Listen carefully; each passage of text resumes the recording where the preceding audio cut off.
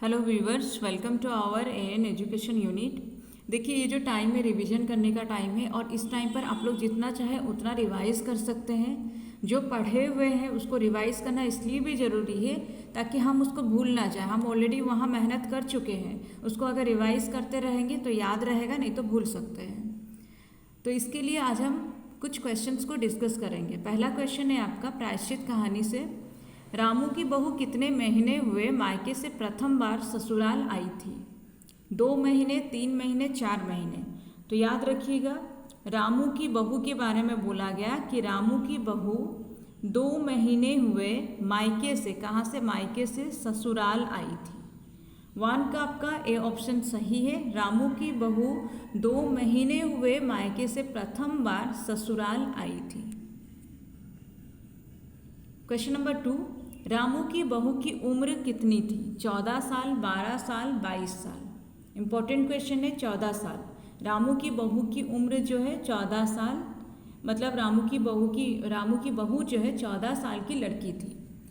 और यहाँ पर और एक चीज़ है, सुनंदा, पत्नी कहानी की नायिका जो है सुनंदा, उसके बारे में आप लोग कमेंट करके बताइए कि सुनंदा की उम्र कितनी है।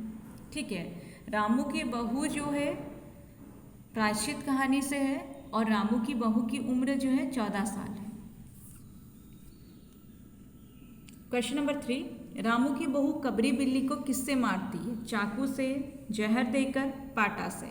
इंपॉर्टेंट क्वेश्चन ये भी है कि रामू की बहू कबरी बिल्ली, बिल्ली का नाम क्या है? कबरी है, जो उसको बहुत परेशान करती है। ठीक है, ये कबरी बिल्ली याद रखिएगा, रामू की बहू को बहुत परेशान करती है और रामू की बहू कबरी बिल्ली को मार देती है।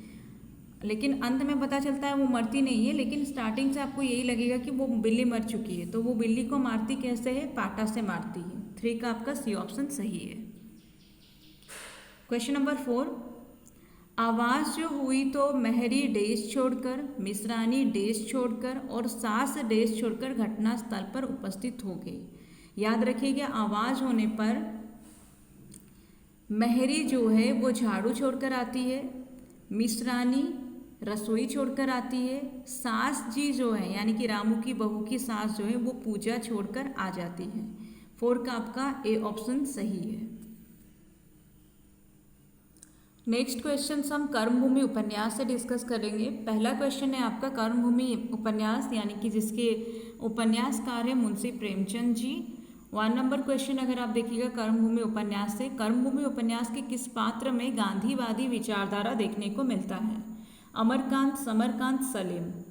देखिए, यहाँ पर सही ऑप्शन आपका अमरकांत होगा। कर्मभूमि उपन्यास में अमरकांत जो है इसमें गांधीवादी विचारधारा देखने को मिलता है। ठीक है, अमरकांत में गांधीवादी विचारधारा देखने को मिलता है कर्मभूमि उपन्यास में।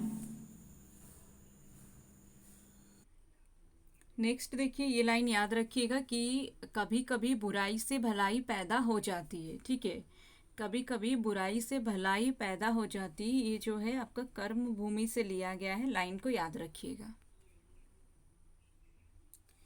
ये एक इम्पॉर्टेंट क्वेश्चन है, इसको याद रखिएगा कि कर्म भूमि उपन्यास के अनुसार कौन सा पात्र गोभक्त था? अमरकांत, समरकांत, रेणुका देवी। तो यहाँ पर गोभक्त बताया गया है समरकांत को। समरकांत कौन है? अमरकांत के पिता हैं। ठीक है, और कर्मभूमि उपन्यास में समरकांत को ही गोभक्त बताया गया है, मतलब वो गाय की भक्ति करते थे। नैना की उम्र कितनी थी? 8 नंबर क्वेश्चन है आपका कि नैना की उम्र कितनी थी? 14 साल, 12 साल, 15 साल। तो याद रखिए, कर्मभूमि उपन्यास में जो नैना है उसकी उम्र अगर आप देखिएगा तो 12 साल होगा। 8 का बी ऑप्शन आपका सही है।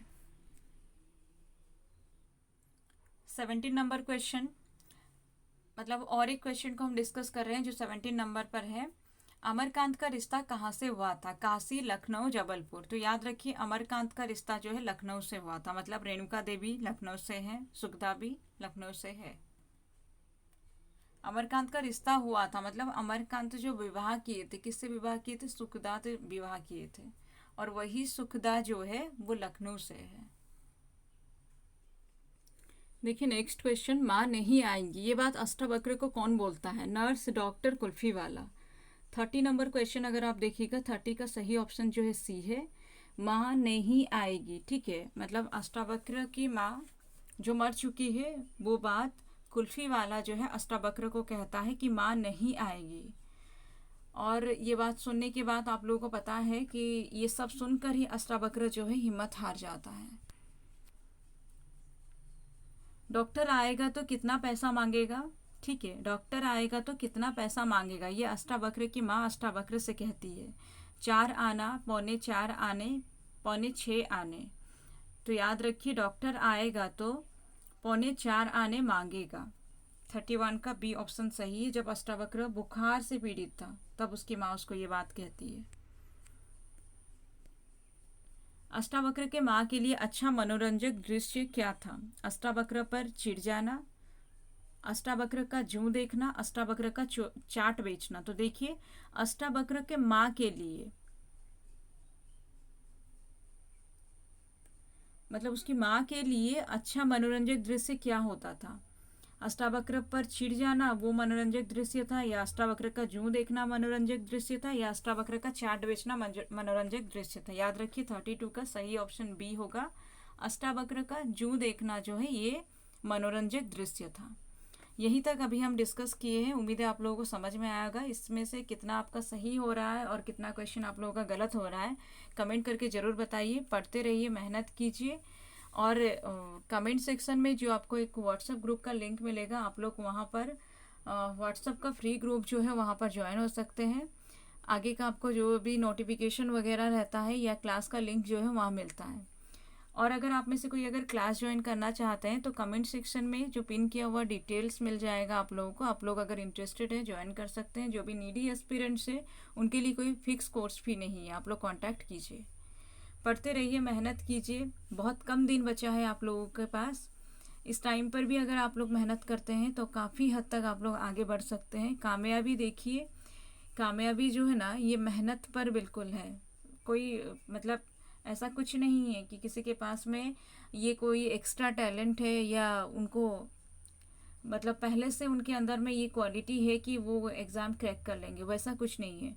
अगर कोई भी मेहनत करता है तो उसका सिलेक्शन होगा। आप लोग भी अगर मेहनत कीजिएगा आप लोगों का भी सिलेक्शन हो जाएगा।